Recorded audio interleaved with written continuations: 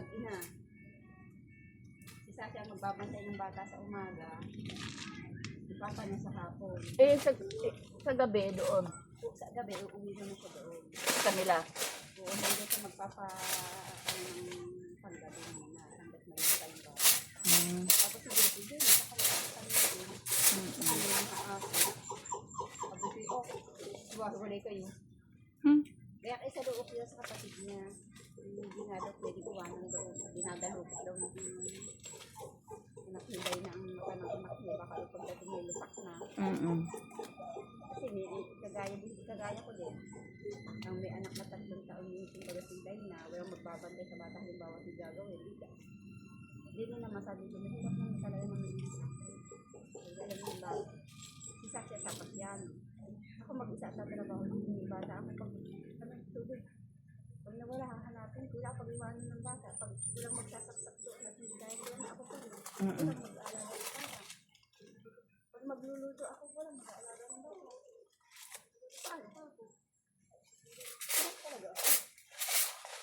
Kaya naman ako pumayag ng una. Sabi nila, si Sasha, sabi nila, Papa, uwi. Natulungan ako.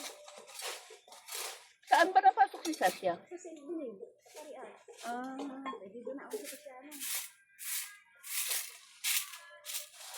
Sabi nila, sabi nga din namin yung isip namin. Ano yung dapat talaga? Pag-alaga ng bata, hindi ako mahirapan. Kaya.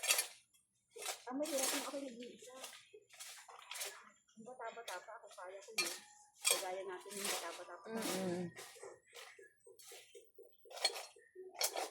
Ang tanda na, mahirap na magtutunog.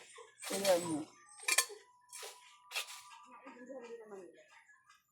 Yung lakas natin ng araw, hindi na. Oo, hindi naman tayo nanganganak isa, di ba? Wala tayong patulong, tayo nang naglalaban ng Kaya nga. bilang na panganak ilaban na. Igid ko noon pagtulog si Grace. Igid ko na ilayo pa doon sa ano. Oo, ako yan, yung pag yung hintay ko yung mga bata doon, umagang-maga ako yung yan. Tulog ka sila. Ayun nga, tulog ka. Pag dating tutulog pa, balik ulit. Oo, sige balik. Ilayo pa ako. Ang hirap nga anong dinanas natin noon sa tubig. Oo, Ano? sabi ko nga, paano pinahalo yun? Kaya nga. Sige mo naman, ano? Tapos tayo pa nangangahoy. Sabi na nga, aking paano ko, nagkahoy pa ang pinaglulutuan. Magpalambot ka pa ng langka. Gayon, dapat magpalambot ng langka. Magpasyan sa ilang ang gamit, pag-ilaw. Oo. Aking ilawan ng kasera.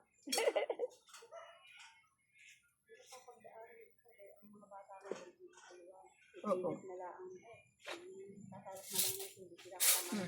Tapos may ulam pati. Tawag ako kanina, wala kami tubig. Tubig ka sa balon. Hirap pa sa ulam. Tapos ako sa ang bukali. Hintay yung bukali.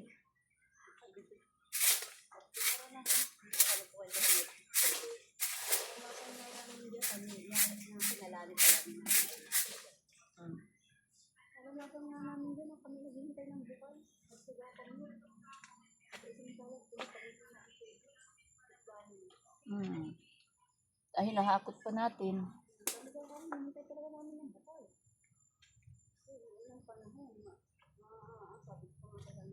Maganda pa nga ako na kayo mag-isawa kapag kubay din kami ng pwede. Pero kako nung talaga, hindi kami mag-isawa. Tapos kako nung magawa namin ang kait ng kabili sa pa. Magdamag kami nagpupuyat na ito na nga ako nang higda sa amin. Santog na yun na feeling. Pag-abang yung tubig. Sabi at hindi ka na naghihintay ng buwan, hindi ka ba? Ito na. Duduyan-duyan ka na lang. Sabi nila, kasi halimbawa ka kami nakaigod ng mga limang tao, isang ba lang, wala na ang bukal, hintay mo na yun. Hintay mo na yung dumami para ito nakasala pa ito. May bahay, may ahas pa doon sa likod, yung lungga. May gwardyang ahas. Napagtisan ka ako namin yun. Nabuhay kami dito. Dito kami nagpasok-pasolan. Kasi ako, pagkagabi, mapupuno yan. Sa umaga ako, naunan sa pag-ibig. Ito ka, may mga maliliit Hmm.